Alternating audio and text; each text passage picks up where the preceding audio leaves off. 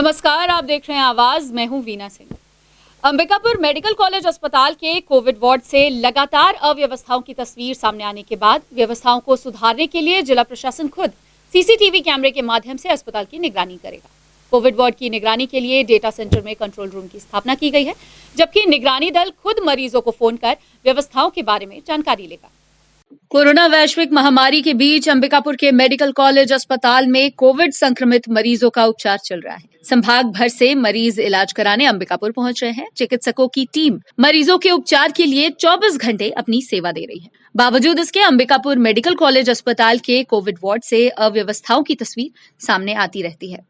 ऐसे में अस्पताल प्रबंधन को आलोचनाओं का सामना भी करना पड़ता है। ऐसा नहीं कि अस्पताल प्रबंधन द्वारा व्यवस्थाओं को दुरुस्त करने का प्रयास नहीं किया गया है। अस्पताल प्रबंधन के तमाम प्रयासों के बावजूद कोविड वार्ड की व्यवस्था नहीं सुधरी। हालिया दिनों में फिर एक तस्वीर सामने आई थी, जहां कोविड वार्ड में गंदगी का अंबार देखने को मिला था, जबकि मरीजों के लिए दूषित पानी की व्यवस्था की गई थी। वहीं इस तस्वीर के वायरल होने के बाद स्वास्थ्य मंत्री टीएस सिंहदेव ने इस मामले को गंभीरता से लिया और व्यवस्थाओं को दुरुस्त करने के लिए जिला प्रशासन को निर्देशित किया। स्वास्थ्य मंत्री के निर्देश के बाद जिला प्रशासन कोविड अस्पताल की व्यवस्थाओं को सुधारने के लिए हरकत में आ गया। वहीं कलेक्टर ने फैसला लिया कि अब अस्पताल की निगरानी जिला प्रशासन खुद करेगी। इधर कोविड अस्पताल की निगरानी के लिए गांधी चौक स्थित डेटा सेंटर में कंट्रोल रूम तैयार किया गया है। वहीं सीसीटीवी के माध्यम से कोविड अस्पताल को कंट्रोल रूम से जोड़ा गया है। साथ ही अस्पताल की निगरानी के लिए कलेक्टर संजीव कुमार झा ने विशेष टीम का गठन किया है। विशेष दल रोजाना हर 6 घंटे में वार्ड की सफाई, पानी एवं खाने की व्यवस्था सहित ड्यूटी पर तैनात डॉक्टरों पर भी नजर रखेगी। इसके अलावा मरीजों को समय पर दवा मिल रही है या नहीं, इस पर भी नजर रखी जाएगी। जबकि निगरानी दल खुद कोविड वार्ड में भर्ती मरीजों को फोन कर व्यवस्थाओं के बारे में जानकारी लेता रहेगा।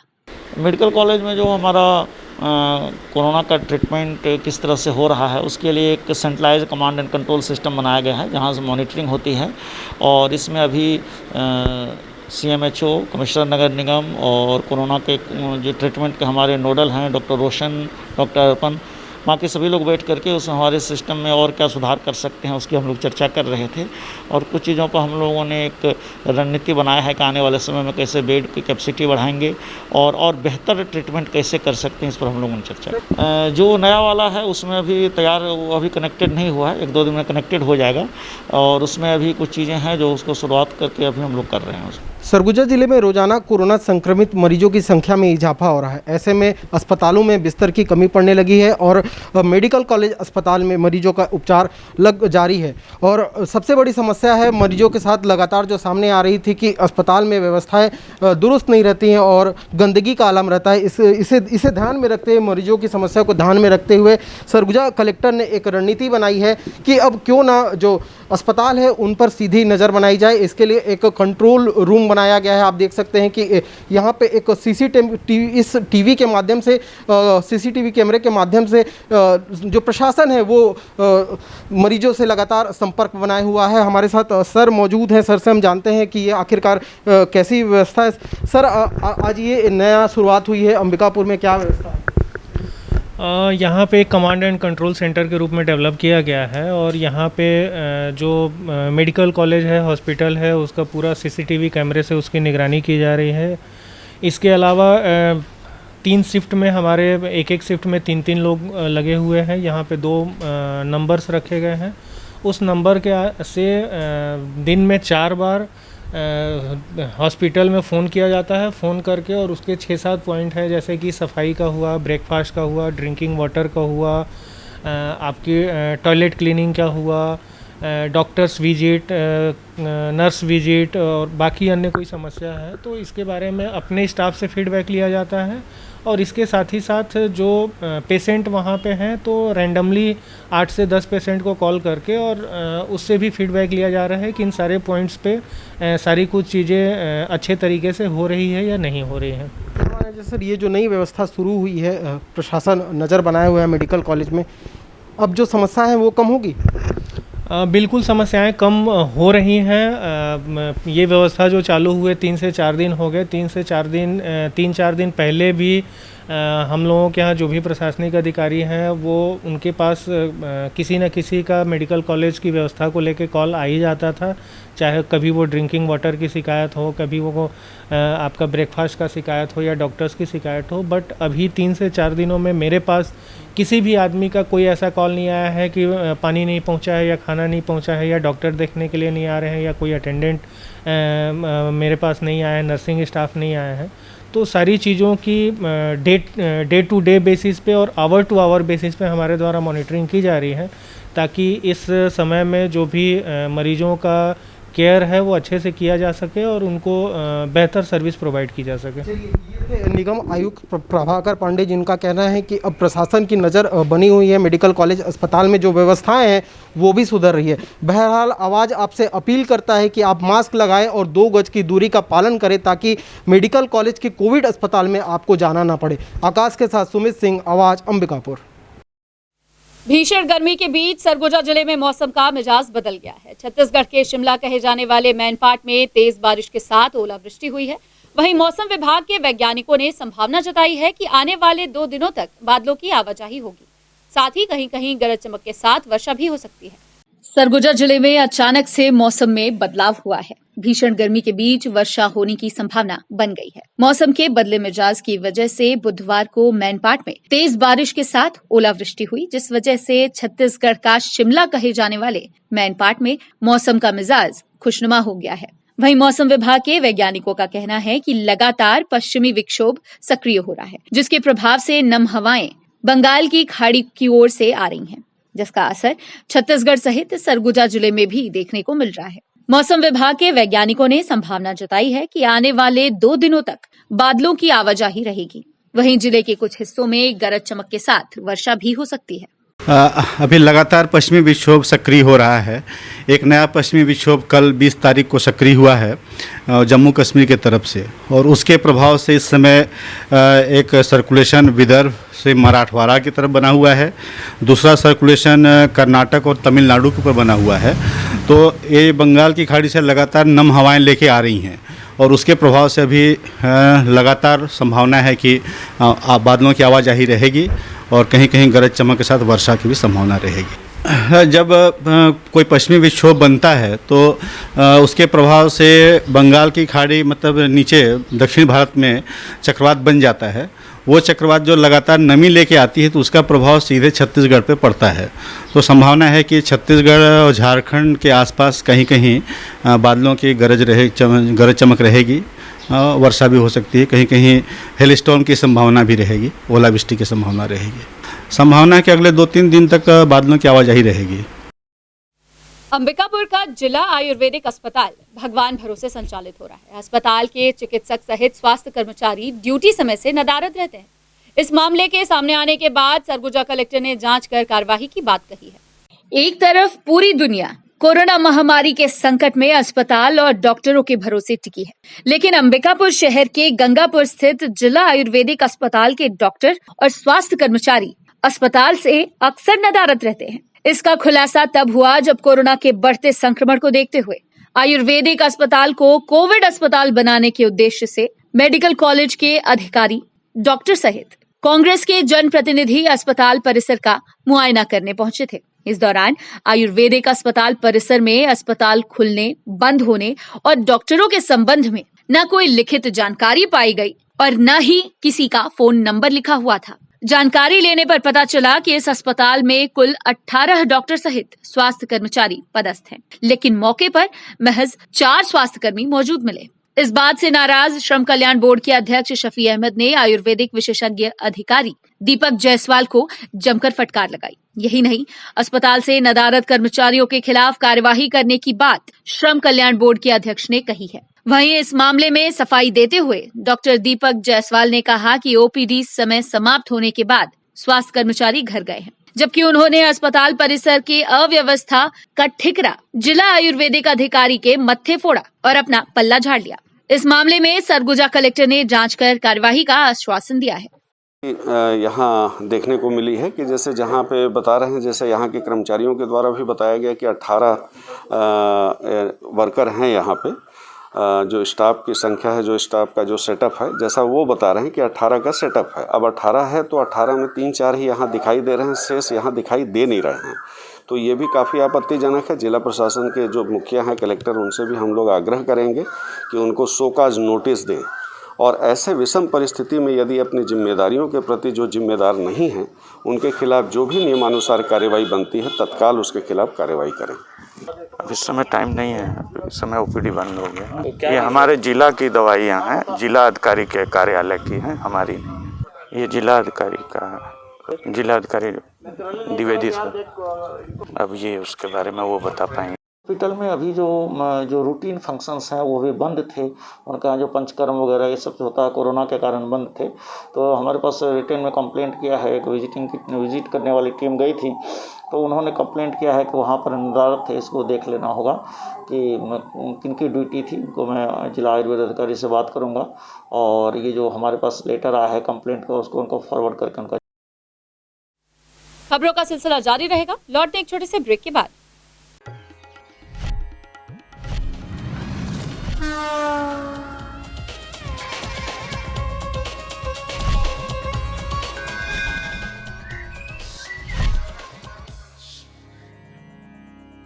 वीएम इंटरनेट सर्विस शहर का सबसे सस्ता high speed fibre internet service. 100 MBPS मात्र 700 रुपए में विद टैग। तो चाहे वर्क फ्रॉम होम हो या ऑनलाइन क्लास, याद रखें वीएम इंटरनेट सर्विस। अधिक जानकारी के लिए संपर्क करें Vande Mahamaya cable network. VM internet service, Alaknanda complex, प्रथम तल, अग्रसेन चौक, अंबिकापुर, सरगुजा। Mobile number 9111785555 7440765555।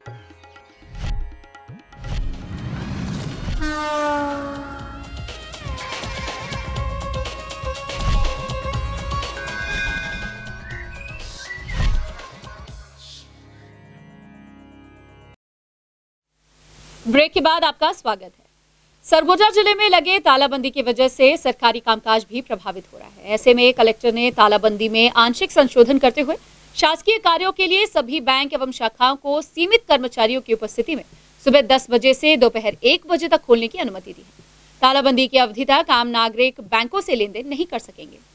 सरगुजा जिले में शासकीय कामकाज प्रभावित न हो, इसे ध्यान में रखकर कलेक्टर संजीव कुमार झा ने तालाबंदी में आंशिक संशोधन किया है। कलेक्टर ने आदेश जारी कर जिले के सभी बैंक एवं शाखाओं को लॉकडाउन अवधि में सुबह 10 बजे से दोपहर 1 बजे तक खोलने की अनुमति दी है। इस दौरान केवल विशेष प्रयोजनों के लिए बैंकिंग कार्य संचालित होंगे। इसके अलावा जन सामान्य के लिए लेन देन की अनुमति नहीं होगी। इस संबंध में कलेक्टर एवं जिला दंडाधिकारी संजीव कुमार झा के द्वारा संशोधित आदेश जारी कर दिया गया है। जारी आदेशानुसार उक्त अवधि में कोमॉर्बिड, गर्भवती अधिकारी एवं कर्मचारियों को बैंकिंग कार्य में छूट देते हुए बैंकों के हब बैंकिंग सिद्धांत अनुसार न्यूनतम स्टाफ के साथ कार्य करने की अनुमति होगी। सुबह 10 बजे से दोपहर 1 बजे तक की अवधि में कैश वैन संचालन, ATM refilling, medical equipment, medicine, petrol एवं diesel pump, LPG, PDS, kerosene वितरण, शासकीय उचित मूल्य दुकानदारों संबंधी लेन देन, उद्योगों के व्यापारिक लेन देन, श्रमिकों के भुगतान,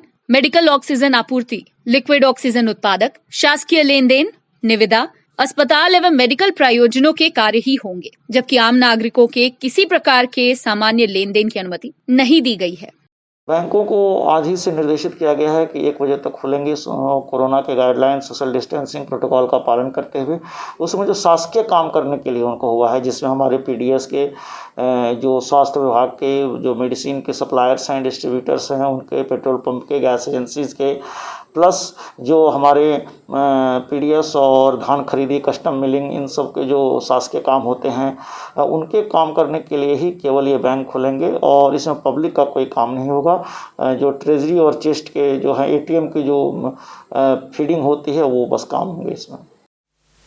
सरगुजा जिले में लगातार बढ़ते कोरोना संक्रमण को देखते हुए कलेक्टर ने जिले को कंटेनमेंट जोन घोषित कर 13 से 23 अप्रैल तक लॉकडाउन लगा दिया था। तालाबंदी के बाद भी संक्रमण की बढ़ती रफ्तार को देखते हुए लॉकडाउन को 26 अप्रैल तक बढ़ा दिया गया। वहीं तालाबंदी के दौरान लोगों को सब्जी एवं राशन उपलब्ध हो सके, इसलिए आदेश में आंशिक संशोधन करते हुए कलेक्टर ने ठेलों के माध्यम से गली मोहल्लों में खाद्यान्न सामग्री व सब्जी बेचने की छूट दी है। लेकिन ये छूट 24 अप्रैल की सुबह से मिली है। बावजूद इसके कई लोग गली मोहल्लों में घूमकर सब्जी बेचते नजर आ रहे हैं। वहीं प्रशासन ठेला संचालकों को समझाइश देकर छोड़ रहा है कि वे 24 अप्रैल से गली मोहल्लों में घूमकर सब्जी एवं फल बेचें। कलेक्टर महोदय द्वारा जो आदेश जारी किया गया है, जिसमें कि एक संशोधन ये है कि सब्जी, फल एवं ग्रोसरी के सामग्री ठेले के माध्यम से विक्रय किए जा सकते हैं। ये आदेश जो है 23 तारीख की रात 12 बजे के बाद ही लागू होगा। इस तरह ये जो विक्रेता है 24 तारीख के बाद 24 तारीख की मॉर्निंग से विक्रय कर सकते हैं। तो इस पर निगरानी भी की जा रही है और जो इस तरह से 1-2 मामले पाए गए हैं उनको समझाइश भी दी गई है कि आप 24 तारीख के बाद ही विक्रय करें। सरगुजा जिले में रोजाना सैकड़ों की संख्या में कोरोना मरीज मिल रहे हैं। आंकड़ों की बात करें तो जिले में एक्टिव केसेस 2926 हैं। वहीं इन परिस्थितियों से निपटने के लिए जिला प्रशासन और स्वास्थ्य विभाग लगातार व्यवस्थाओं को बढ़ाने में जुटा हुआ है। कोरोना के बढ़ते संक्रमण को देखते हुए अंबिकापुर मेडिकल कॉलेज अस्पताल में 130 अतिरिक्त बिस्तर बढ़ा दिए गए हैं, जिसका उद्घाटन वर्चुअल वीडियो कॉन्फ्रेंसिंग के माध्यम से स्वास्थ्य मंत्री टीएस सिंहदेव ने किया है। जबकि रोजाना बढ़ रहे संक्रमित मरीजों की संख्या को देखते हुए व्यवस्थाओं को और भी बढ़ाने का प्रयास किया जा रहा है। इसी कड़ी में जनप्रतिनिधियों एवं मेडिकल कॉलेज अस्पताल प्रबंधन का अमला गंगापुर स्थित आयुर्वेदिक अस्पताल का जायजा लेने पहुंचा था। गौरतलब है कि स्वास्थ्य मंत्री टीएस सिंहदेव के निर्देश पर आयुर्वेदिक अस्पताल में 60 बिस्तरों का कोविड अस्पताल बनाने की योजना बनाई जा रही है, जिसके क्रियान्वयन के लिए मेडिकल कॉलेज अस्पताल प्रबंधन जुटा हुआ है।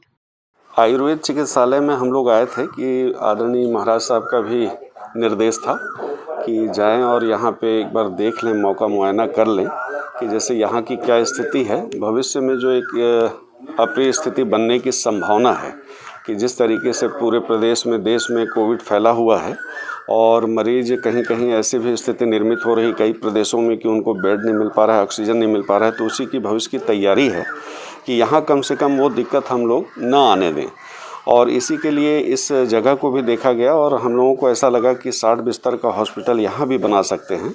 यदि वहाँ जिला मेडिकल कॉलेज से नॉन कोविड पेशेंट को भी यहाँ चाहें तो शिफ्ट कर सकते हैं या फिर कोविड पेशेंट के लिए बना सकते हैं। तो इस तरीके की व्यवस्था के लिए उसी को ध्यान में रखते हुए हम लोग आज यहाँ आए। वक्त है एक और छोटे से ब्रेक का, जल्द लौटते हैं।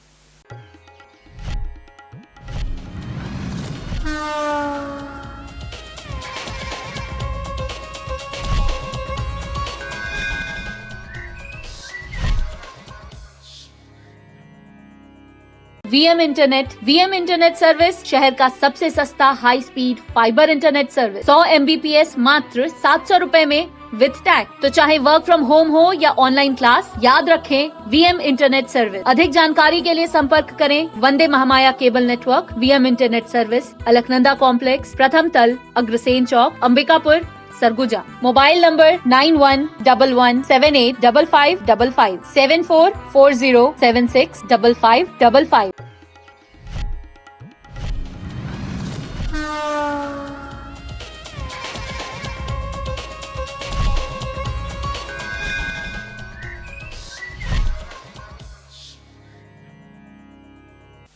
ब्रेक के बाद आपका स्वागत है। बढ़ते हैं अगली खबर की ओर। जिस तरह से छत्तीसगढ़ के अलावा अन्य राज्यों में भी कोविड के चेन को तोड़ने के लिए तालाबंदी लगाई जा रही है, इसे ध्यान में रखकर सरगुजा में प्रशासन ग्रामीण क्षेत्रों में भी क्वारंटाइन एवं आइसोलेशन सेंटर तैयार करने में जुटा हुआ है, ताकि बाहर राज्यों से आने वाले मजदूरों को क्वारंटाइन किया जा सके। अंबिकापुर शहरी क्षेत्र के अलावा ग्रामीण क्षेत्रों में भी कोरोना संक्रमित मरीजों की संख्या बढ़ रही है, जिसे ध्यान में रखकर प्रशासन तैयारियों में जुटा हुआ है। प्रशासन इस चुनौती से निपटने के लिए ग्रामीण क्षेत्रों में भी दो भवन की तलाश कर रहा है। इन 2 भवनों में से एक को आइसोलेशन सेंटर जबकि दूसरे भवन को क्वारंटाइन सेंटर बनाया जाएगा। वहीं बाहर से आने वाले मजदूरों की जांच कर उन्हें जांच रिपोर्ट आने तक क्वारंटाइन सेंटर में रखा जाएगा, ताकि कोरोना के विस्तार पर काबू पाया जा सके। वहीं कलेक्टर संजीव कुमार झा ने बताया कि अभी अन्य राज्यों से लोगों का आना शुरू नहीं हुआ है। बीते दिनों बाहर राज्यों से सिर्फ 10 मजदूर लखनपुर व उदयपुर क्षेत्र में आए थे, जबकि आने वाले दिनों में मजदूरों की यह संख्या बढ़ सकती है, जिसे ध्यान में रखकर क्वारंटाइन एवं आइसोलेशन सेंटर तैयार किया जा रहा है। अभी ग्रामीण क्षेत्रों में संक्रमण बढ़ रहा है, जनरल ट्रेंड है, हर जगह ऐसा हो रहा है। हम लोगों के लिए अभी विशेष चिंता की बात ये हो कि बाहर से जो माइग्रेंट लेबरर्स आएंगे उनको हर गांव में रहेंगे तो उनके लिए हर जगह पर 2-2 भवन चिन्हित किए जा रहे हैं। एक आइसोलेशन सेंटर होगा, एक क्वारंटीन सेंटर होगा, ताकि वहां आने के बाद उनकी टेस्टिंग हो, टेस्टिंग होने के बाद ही वो अपने घर जा सकें। हालांकि सरगुजा ज़िले में कम ही माइग्रेंट लेबरर्स हैं, लेकिन वो आकर के बिना टेस्ट हुए, बिना आइसोलेटेड हुए, बिना क्वारंटीन हुए अपने घर में, परिवार में शामिल ना हो सके, इसके लिए हम लोगों को थोड़ा सजग रहने की ज़रूरत है। जितने हमारे ग्राम पंचायत से 439 में हमारे आइसोलेशन और क्वारंटीन सेंटर हैं, अभी लोगों का ज़्यादा आना शुरू नहीं हुआ। कल की स्थिति में केवल 10 मजदूर आए थे लखनपुर और उदयपुर के क्षेत्र में, लेकिन आने वाले समय में हो सकता है उनकी संख्या बढ़ेगी। तो आज ही हम लोगों ने गंगापुर का भी क्षेत्र है, जो पिछले बार बहुत बड़ा हमारा सेंटर था, उसको भी कमिश्नर नगर निगम में जाकर के उसको तैयार किया। उस हिसाब से सूरजपुर जिले में तालाबंदी का कड़ाई से पालन हो सके, इसके लिए पुलिस एवं प्रशासन की टीम दिन रात सड़कों पर बैठी हुई है, जबकि नियम का उल्लंघन करने वालों के खिलाफ रोजाना चालानी कार्रवाई की जा रही है। सूरजपुर जिले में कोविड के चेन को तोड़ने के लिए शहर से लेकर गांव की गलियों तक पुलिस एवं प्रशासन का पहरा काफी ज्यादा कड़ा है। दिन हो या रात, हर वक्त पुलिस के जवान प्रशासनिक अमले के साथ पहरे पर तैनात है। हर आने जाने वाले लोगों पर नजर रखी जा रही है। लॉकडाउन के नियमों की अनदेखी कर सड़कों पर बिना काम वाहनों से घूमते लोगों के विरुद्ध मोटर व्हीकल एक्ट के तहत कार्यवाही की जा रही है। वहीं जो लोग बिना मास्क के घरों से निकल रहे हैं, उन लापरवाह लोगों के खिलाफ भी चालानी कार्यवाही हो रही है। पुलिस अधीक्षक के निर्देश व मार्गदर्शन में पुलिस की टीम लॉकडाउन का कड़ाई से पालन कराने में लगी हुई है। इसका अंदाजा इस बात से लगाया जा सकता है कि जिले की थाना चौकी पुलिस द्वारा बीते 7 दिनों में 1270 लोगों के विरुद्ध मोटर व्हीकल एक्ट के तहत कार्यवाही करते हुए 2,96,600 रुपए का चालान वसूला गया है। पुलिस अधीक्षक ने कहा कि कोरोना महामारी को रोकने के लिए जिले में लॉकडाउन लगाया गया है। तालाबंदी का पालन कराने के लिए जिले की पुलिस लगातार डटी हुई है। उन्होंने लोगों से अपील की है कि इस आपदा काल में सभी को जागरूक रहने की जरूरत है। जीवन की सुरक्षा सबसे ज्यादा जरूरी है। इस महामारी को देखते हुए घरों से बाहर न निकलें। जरूरत पड़ने पर ही मास्क लगाकर घरों से निकलें। साथ ही लॉकडाउन का पालन कर प्रशासन का सहयोग करें। अंबिकापुर जिला अस्पताल के पूर्व सिविल सर्जन एवं सरगुजा जिले के वरिष्ठ चिकित्सक MP अग्रवाल ने आवाज से खास बातचीत करते हुए कोरोना की दूसरी लहर के संबंध में महत्वपूर्ण जानकारी दी। आपको दिखाते हैं कि कोरोना से बचाव एवं दूसरी लहर के प्रभाव के संबंध में डॉक्टर MP अग्रवाल की क्या राय है। सरगुजा जिले में रोजाना जिस तरह कोरोना संक्रमित मरीजों की संख्या आ रही है वो काफ़ी चिंताजनक है। लोगों में डर का माहौल है और लोग जानना चाह रहे हैं कि इस वायरस से कैसे बचें। इस विषय पर आज हमारे साथ बात करने के लिए मौजूद है retired civil surgeon doctor MP Agarwal. Sir से आज हम जानते हैं। सर, सबसे पहले तो आवाज़ न्यूज आपको धन्यवाद करता है कि आपने समय दिया। सर, हमारा पहला सवाल है कि जो पहला फेज था उस समय का जो वायरस थी उस समय की स्थिति क्या थी, अभी जो वायरस है वो किस तरह भिन्न है? क्या है, पहले जो वायरस था वो टेस्ट करने में जैसे क्या है कि शुरू में वायरस जब एंटर करता है तो नाक के पीछे तरफ नेजोफेरिंग्स में 2-3 दिन तक रहता है और टेस्ट करने पे एंटीजन या RT-PCR पॉजिटिव आ जाता था। लेकिन इस साल जो टाइप 2 वायरस है, जो कि उसी वायरस का डबल म्यूटेंट वायरस है, इसमें क्या है कि तुरंत संक्रमित जब मरीज होता है तो कई बार RT-PCR और एंटीजन टेस्ट को भी धोखा दे रहा है, निगेटिव होते हैं, क्योंकि ये नाक के नेजोफेरिंग्स में ज़्यादा दिन तक नहीं रह पाता, तुरंत फेफड़े में चला जाता है।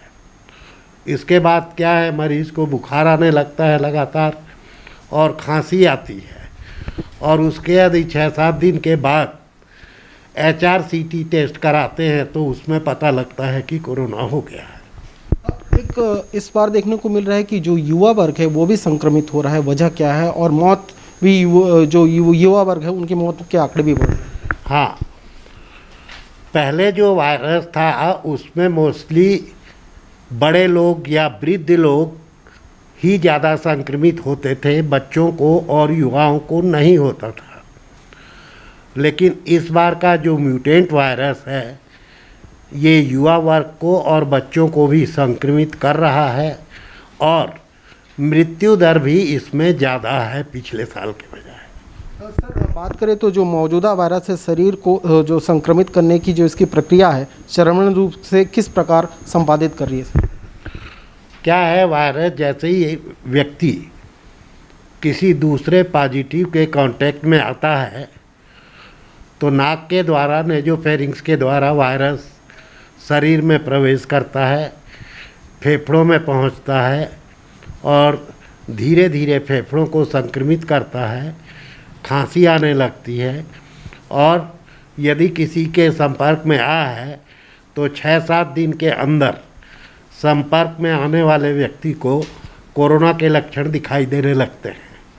सर जैसे हम यदि किसी व्यक्ति के संपर्क में आते हैं तो क्या कितने दिन बाद टेस्ट कराने जाना चाहिए कि जो वास्तविक स्थिति है वो जांच में आ सके?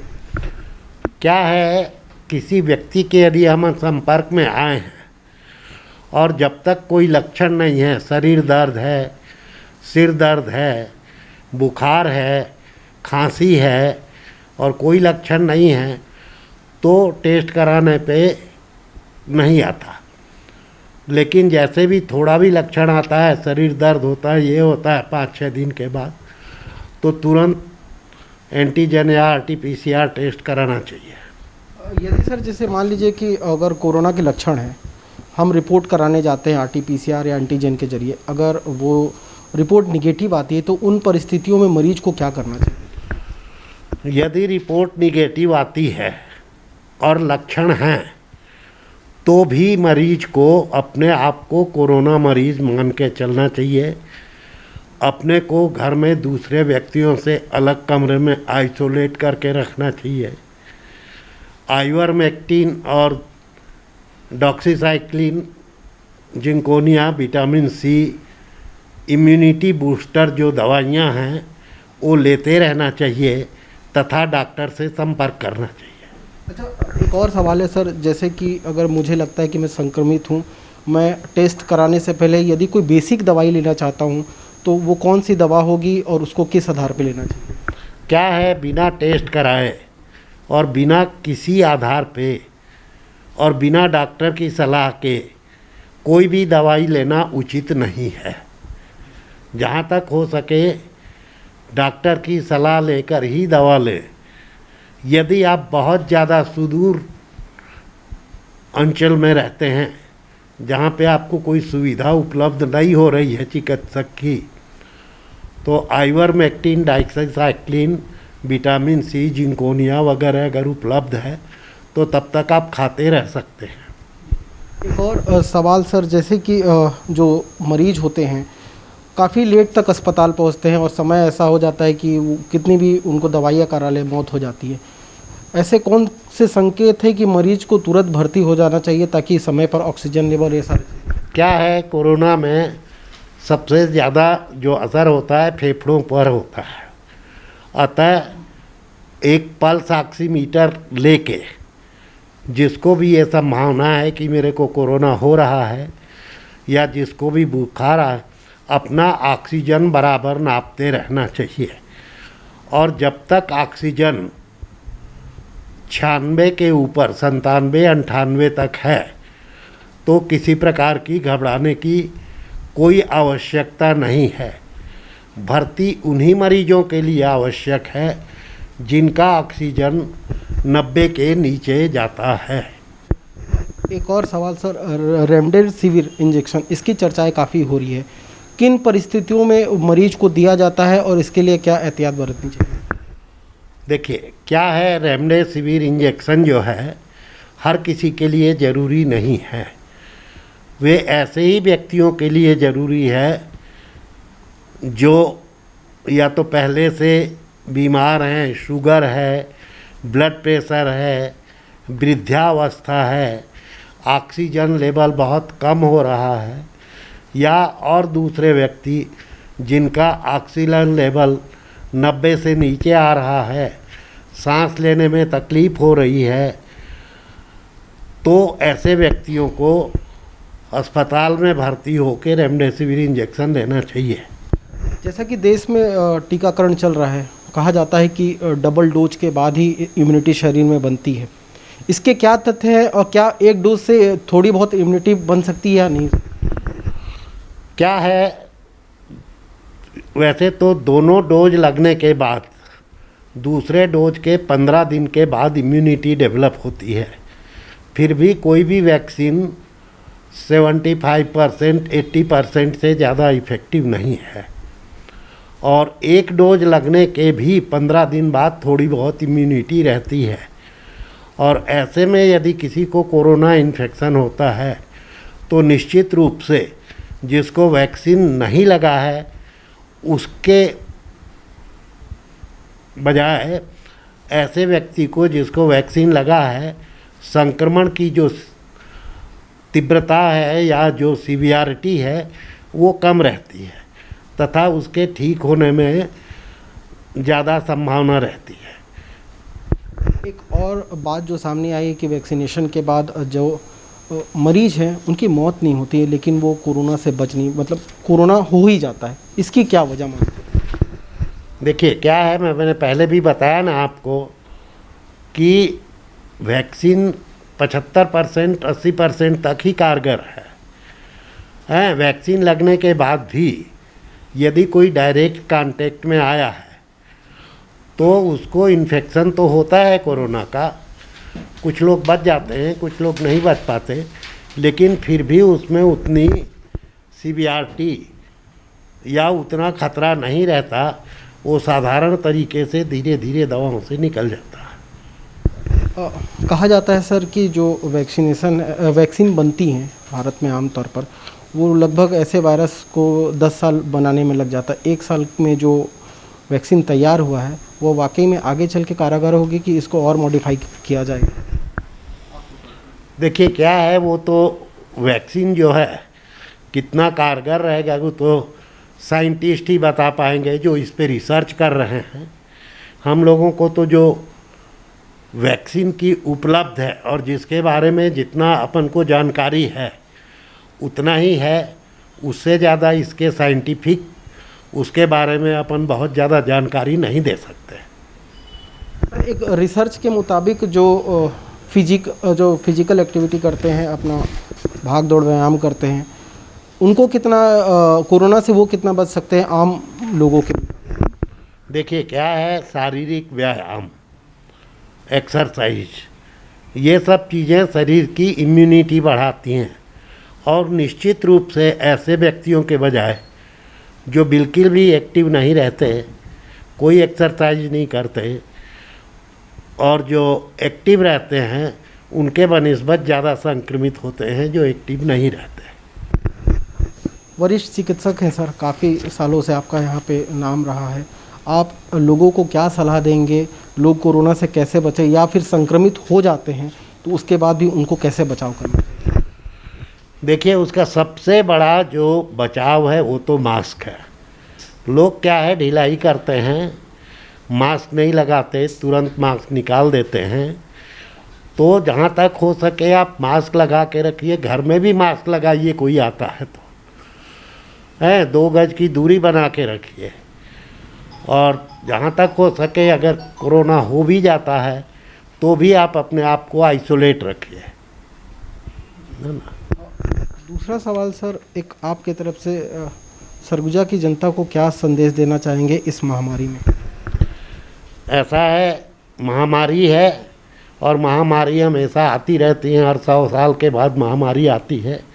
इसके पहले भी महामारी आए हैं। तो सबसे बड़ी ज़रूरत तो है कि आप डरिए मत, हिम्मत से उसका मुकाबला करिए। हैं, अगर हो जाता है तो आप चिकित्सक की सलाह लीजिए, दवा लीजिए और अपना मनोबल बढ़ा के रखिए। किसी भी बीमारी से लड़ने के लिए जो खान पान जो अहम माना जाता है, कोरोना काल में लोगों को ऐसा क्या करना चाहिए, ऐसा क्या खान पान करना चाहिए कि उनकी इम्यूनिटी बढ़े और वो कोरोना वायरस से बच सके? नहीं, अब वो ये है कि इम्यूनिटी बढ़े इसलिए सब पौष्टिक खाना खाना चाहिए, ज़्यादा जंक फूड ये सब नहीं लेना चाहिए। अपना शुद्ध हिंदुस्तानी खाना जो पुराने समय से चला आ रहा है उसका उपयोग करें और शरीर की इम्यूनिटी बढ़ाएं। दूध है, दही है, ड्राई फ्रूट्स हैं, फल हैं, ये सब खाएं। ये थे सरगुजा संभाग के वरिष्ठ चिकित्सक सर जिन्होंने हमें तमाम जानकारी बताई कि कोरोना के से जो बचाव है उनसे कैसे बचा जाएगा और लोग अपनी इम्यूनिटी बनाने के लिए व्यायाम जरूर करें और 2 गज की दूरी, मास्क है जरूरी, इसका पालन करना अनिवार्य है। बुलेटिन में फिलहाल सिर्फ इतना ही। शहर से जुड़ी खबरों के लिए देखते रहिए आवाज। इस न्यूज के स्पॉन्सर हैं वीएम इंटरनेट, अलकनंदा कॉम्प्लेक्स, प्रथम तल, अग्रसेन चौक, अंबिकापुर, सरगुजा, छत्तीसगढ़।